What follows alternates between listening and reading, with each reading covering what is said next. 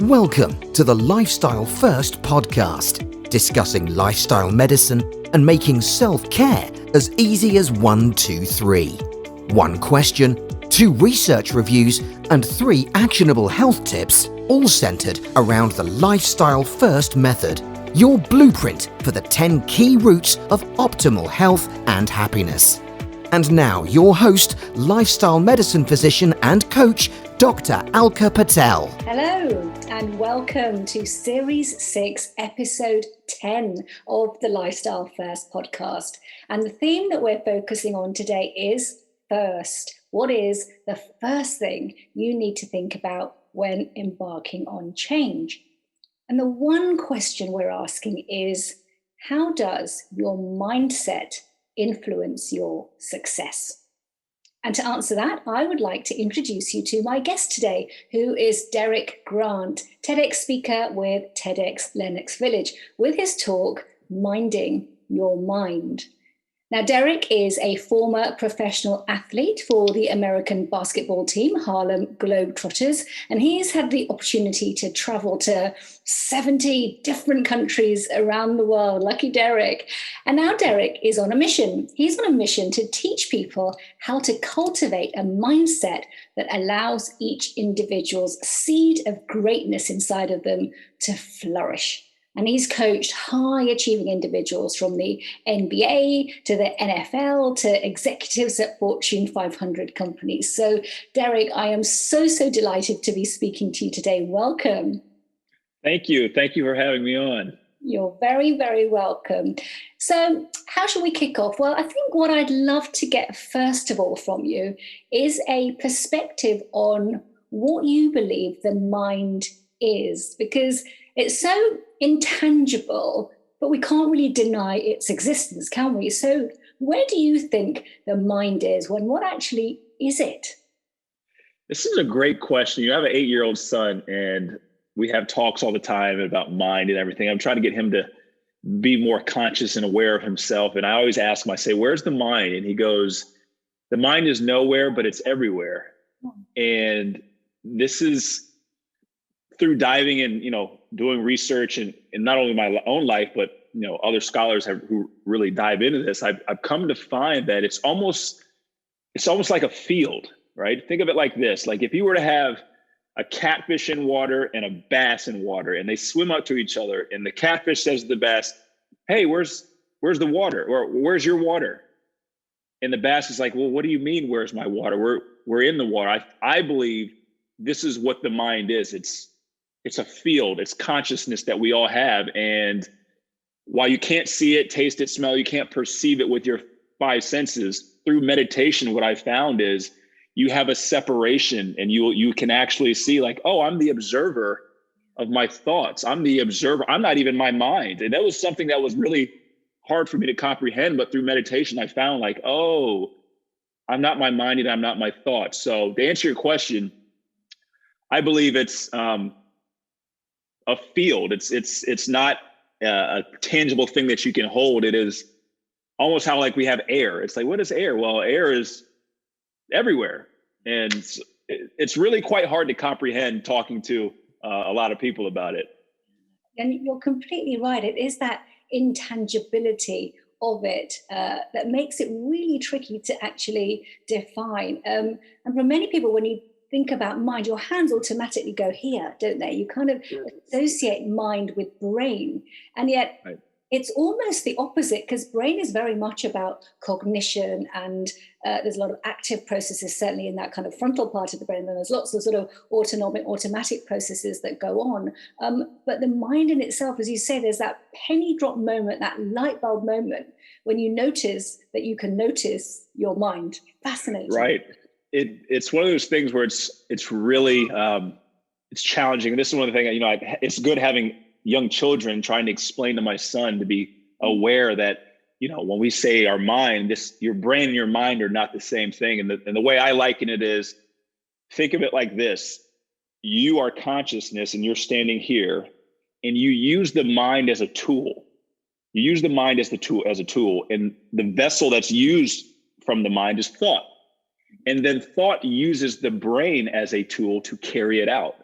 So it's almost like if you were sitting at this computer right now, you're not the computer and you're not the software that's running this program, but you are the observer using the computer, which is the mind, and the software that you're on are your thoughts.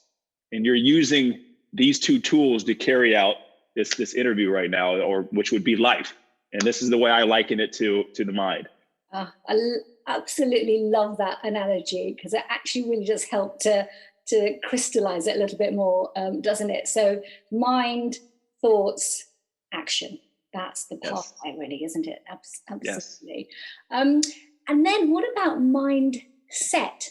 Something different. Well, what's your view on what mindset is all about? Yeah, when I got into when I decided after my playing days I wanted to get into public speaking, it's like, you talk about mindset, and I'm the type of person where I need to know why something is, how it works, where it works. And I'm saying mindset. I'm like, I need to sit here and think about first, what is the mind? And then second, how do you set this thing called the mind? So I don't know what you guys call it in Europe, but we have something called the thermostat, right? Where you set the thermostat in your house. Well, in our house, during the wintertime, it's usually between 72 and 68 degrees Fahrenheit. And that's the comfortability range between those 4 degrees. And I think of mindset like that. You have, when things are really good, what are you set at? And then when things aren't going your way, where are you set at? That range in between is your mindset. So it's almost like your thermostat for your mind. I don't go above this and I don't go below this. And you set it that's in a way that's productive for yourself, that works, because everybody's different. You have to pick what works for you. What works for me, my mindset may not work for, somebody else. So this is kind of the analogy that I use to explain what mindset is. Another fabulous analogy. And I love analogies. So thank you for that. So you're talking about a thermostat where actually you can shift your mindset. Which again, very much then reminds me of Carol Dweck's work, which I'm sure you'll be familiar with. She's a pioneering research in the field of mindset and motivation. And she, of course, is very well known for her terms, fixed mindset, where your thermostat doesn't move, and right. Growth mindset, where your thermostat will move. And I'm sure you've had a look at some of her books. She writes about mindset and how you can fulfill your potential and the psychology of success as well. So let's just talk about growth mindset and fixed mindset, a fixed thermostat and a moving thermostat. What do we need in life? Because just thinking again about what Carol Dweck says, she says, your view of yourself can determine everything. I'm finding that out with my life. So a little bit about me. I played 8 years professional basketball. My parents and my siblings did not play sports. So, I'm an outlier in my family. I'm considered a giant in my family, height-wise, stature-wise. But one thing I learned that what my parents did is they always taught me to believe in my abilities and to believe in myself. So I never felt like I couldn't do something. So now that I'm dealing with high achieving, high performance clients, I'm realizing they have this same thing. And I have an 8-year-old son, a 6-year-old daughter. And I'm realizing it doesn't matter what anyone else thinks. If you believe you're capable, if you have the mindset, I can do it. It doesn't matter whether someone supports you or they say that you can't do something, you will achieve it because you will take the actions because of that belief. And to me, it's comforting knowing that I don't have to worry about, like, if there's 100 people and they say I can't do something, that doesn't matter so long as I believe I can do something, I can accomplish it. But then on the flip side of it, if I have 100 people say, come on, Derrick, you can do it, but then deep down inside, I feel like I can't, my behavior will be more in line with not being able to achieve that. So having the proper mindset and really taking control over this thing called the mind, because this is why we have it. This is this next question I asked, like, why do I have a mind? Why is my state of consciousness higher than my dog's? We have the ability to create our lives through this thing called the mind. You have a body and a mind. And these are the tools that you use to create your own individual life. So having that belief, having that mindset, a growth mindset of, you know what, this is going to be really challenging, but I believe I can do it. And when you have that mindset, you will be shocked at the capabilities of the human spirit. Completely agree with you.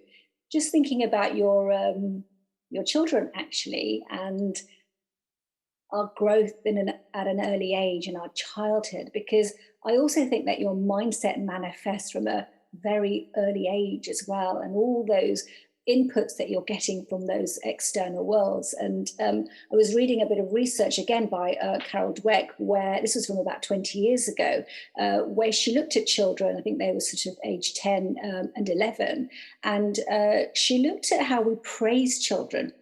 And praising children because of their intelligence is very different to praising children for effort.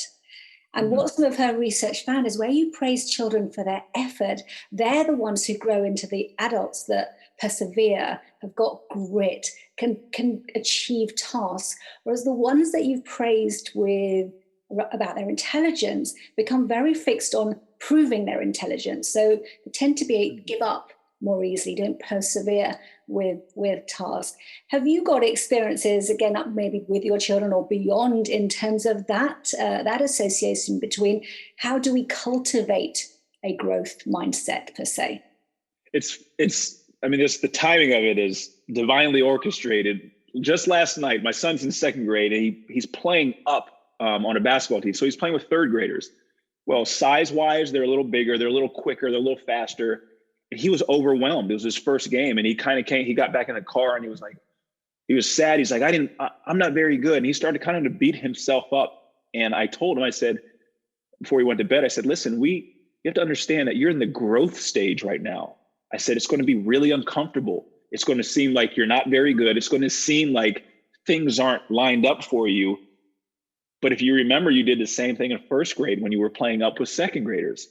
And this is where, using this higher faculty of our mind called memory, that we look back and say, you know what, I've been through this before. If I've done it once, I can do it again. I just have to scale it. So understanding that when you go through this stage, especially with children, when they let them know they're going to go through a stage where, you know what, it may feel like it's not working. But just because it doesn't look like it, that does not mean that there isn't growth. It's just like, I love analogies, but it's just like when you plant a seed, right? I can water it for 4, 5, 6, 7 days and there's nothing. And then all of a sudden there's a sprout. Well, you don't stop watering it just because you don't see, the seed germinating. You still have to continue to water it and believe and continue to cultivate your mind. And eventually you will get the results that you're desiring. Yeah, I think you're right. I think what you've highlighted is that growth itself and failure that comes with that can be a pretty painful experience, like your son sort of demonstrating just last night. Is, I don't like this, this isn't right, what I'm enjoying, but it doesn't define you, because actually it's what you learn from it that then creates your future, doesn't it? But that can be hard to learn from a painful experience. And I love what you said about memory, because later on in life, when you look back at what you did get through and you utilize that same memory to propel you forward, it almost gives a sense of better understanding about what all of that in the past was all about as well, doesn't it? Yes, no, absolutely. We have these higher faculties: willpower, intuition, perception, memory, imagination, reasoning. We have these higher faculties, and each one of them is for a reason, right? You look at every animal in nature has certain characteristics and attributes for a reason. It's not for no reason. But unfortunately, I don't know how it is in your culture, but in the Western world, we don't teach mindset to young kids and what the mind is and how to cultivate it. We don't teach this. So kids don't realize, no, I'm supposed to use my imagination. I'm supposed to look back on life so I can reflect, to gain courage and strength when moving forward, when I'm going towards things I feel like I can't accomplish. I'm supposed to trust my intuition. These are faculties that we have through the mind that allow us to be able to continue to create our lives the way we would like to create them.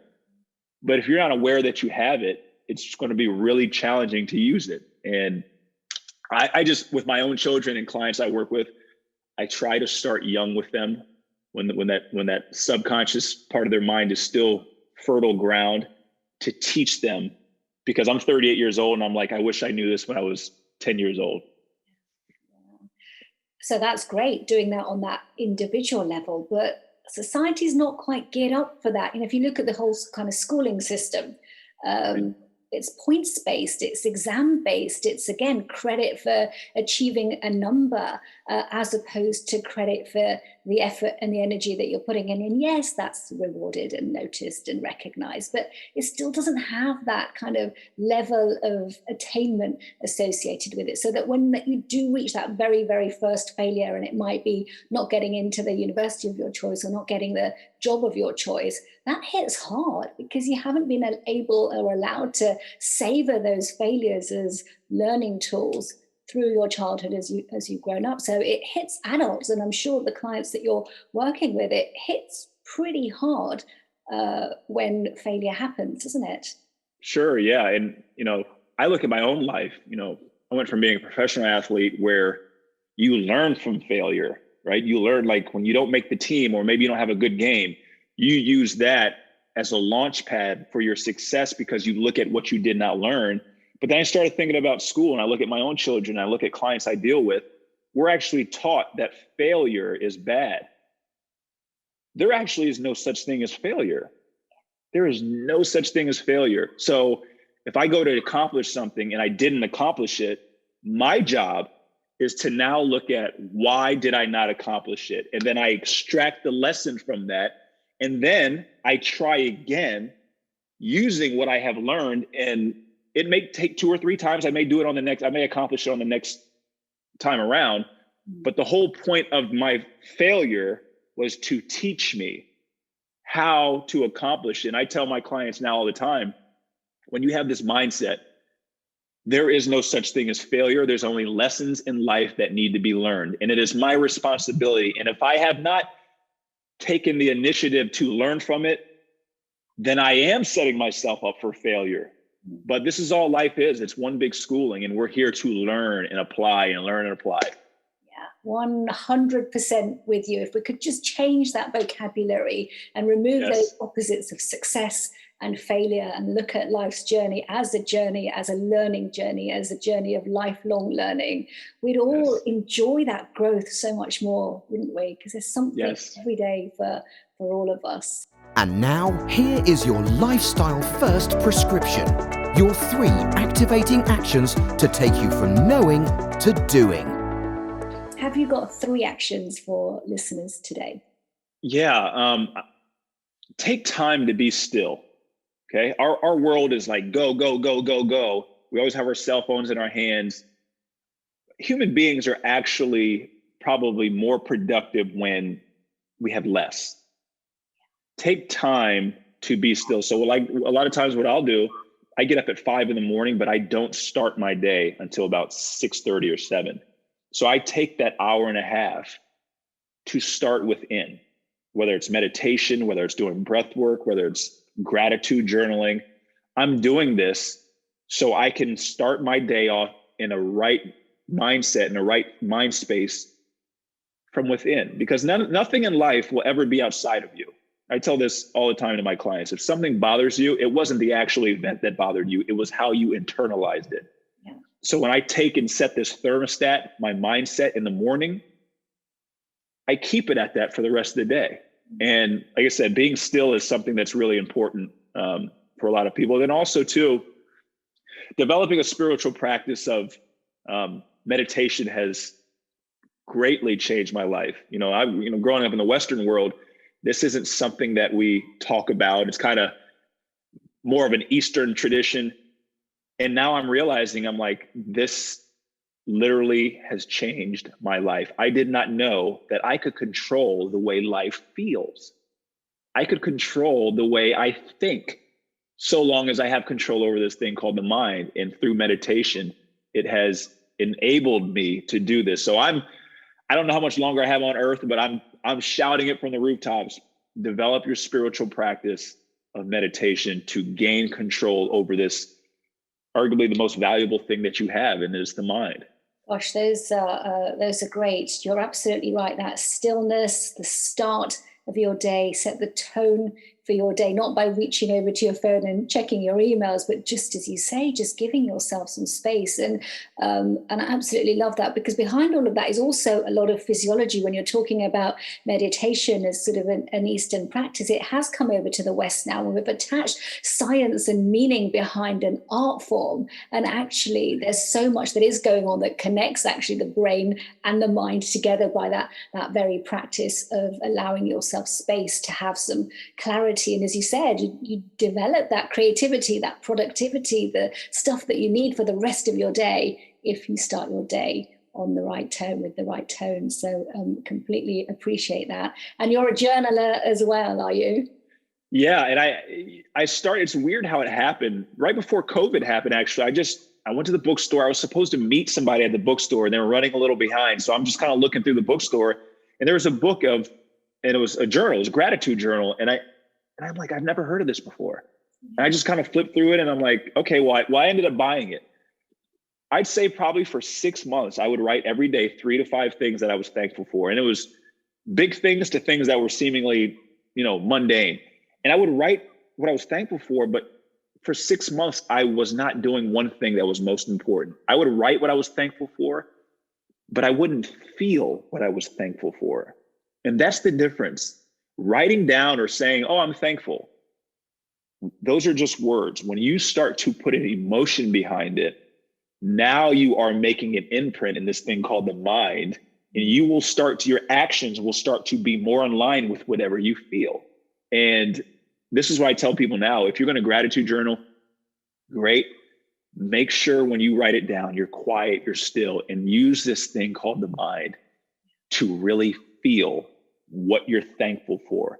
And you will literally feel like your heart is swelling, like it's going to pop out of your chest, because you feel this unbelievable emotion of gratitude and being thankful. So this is another thing with meditation and gratitude journaling. And I usually try to do both of them before I go to bed and when I wake up in the morning. So I end my day as the same way as I started.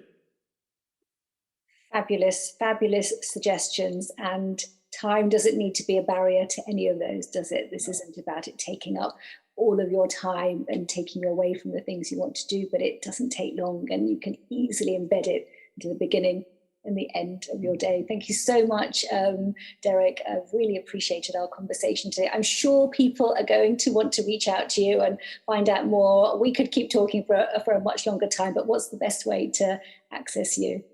Yeah, so you can find me on social media. Everything is Derrick Grant Results, DERICK, Derrick Grant Results. And then my website as well, it's derrickgrantresults.me. So I always encourage people. I love to hear people's story. I love to help. I feel like this is my purpose, why I'm here on earth, is to help people solve their problems and start living a meaningful life. So I always encourage everybody to reach out, send me a DM on social media. But yeah, thank you. Thank you so much for having me on. No, you are very, very welcome. It's been a very enriching conversation. I'll definitely put all your links and your TEDx talk, which I would encourage everyone to listen to as well. I'll put all of that in the description. But that sadly brings this week's episode to a close this week, which really leaves me to wish everyone listening a happy, healthy day. Thanks for joining us on the Lifestyle First podcast, making self-care as easy as 1, 2, 3. Don't forget to subscribe and share, and we'd love it if you'd be kind enough to leave a review. To learn more or to arrange a consultation, please visit www.dralkapatel.com. See you next time.